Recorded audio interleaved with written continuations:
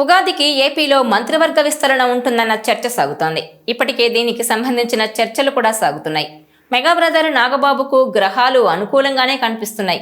ఈ తెలుగు సంవత్సరానికి ఆయన మంత్రి అయ్యే అవకాశాలు పుష్కలంగా ఉన్నాయంటున్నారు.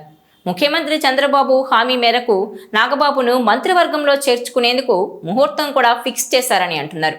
ఈ ఉగాదికి మంత్రివర్గాన్ని విస్తరించి నాగబాబుకిచ్చిన హామీని నెరవేరుస్తారనే టాక్ వినిపిస్తోంది. మెగా బ్రదర్ నాగబాబు ప్రస్తుతం జనసేన ప్రధాన కార్యదర్శిగా ఉన్నారు. చట్టసభలో అడుగు పెట్టాలనే ఆయన కోరిక ఎప్పటికప్పుడు వాయిదా పడుతూనే ఉంది. ఎన్నికల సమయంలో అనకాపల్లి నుంచి ఎంపీగా పోటీ చేసి లోక్సభలో అడుగు పెట్టాలని భావించిన నాగబాబు ఆశలకు బీజేపీ గండి కొట్టింది.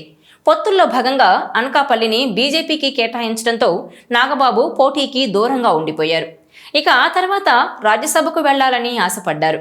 గతేడాది జరిగిన రాజ్యసభ ఉప ఎన్నికల్లో సీటు ఆశించారు నాగబాబు.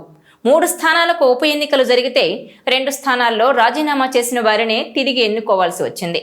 మిగిలిన సీటును నాగబాబు కోరుకున్నారు.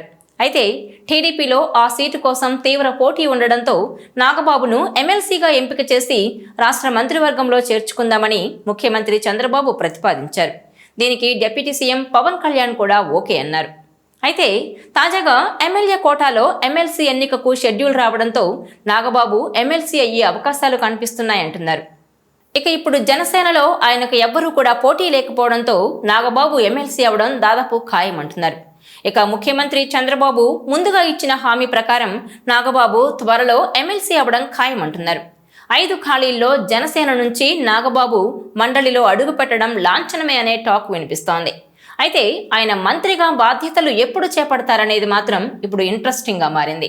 అయితే కూటమిలో జరుగుతున్న ప్రచారం ప్రకారం 20న ఎన్నికల ప్రక్రియ ముగియనుండగా 30న తెలుగు సంవత్సరాది ఉగాది పండుగ. తెలుగు వారికి ఉగాది సెంటిమెంట్ ఎక్కువ గనుక ఆ రోజున ముఖ్యమంత్రి చంద్రబాబు మంత్రివర్గాన్ని విస్తరించే అవకాశాలున్నాయంటున్నారు. ఆ మంత్రివర్గ విస్తరణలో జనసేన నాయకుడు నాగబాబుకు అవకాశం ఇస్తారని తెలుస్తోంది. అయితే ఆయనతో పాటు 1-2 స్థానాలను కూడా మార్పు చేసే దిశగా చంద్రబాబు ఆలోచన చేస్తున్నట్టు సమాచారం. ఈ క్రమంలోనే నాగబాబుతో పాటు మరో 2 మంత్రివర్గంలోకి తీసుకుంటే ఆ 2లో తన పేరుండేలా ప్రయత్నాలు చేస్తున్నారట టీడీపీలో పదవులు రాని కొందరు సీనియర్ నేతలు.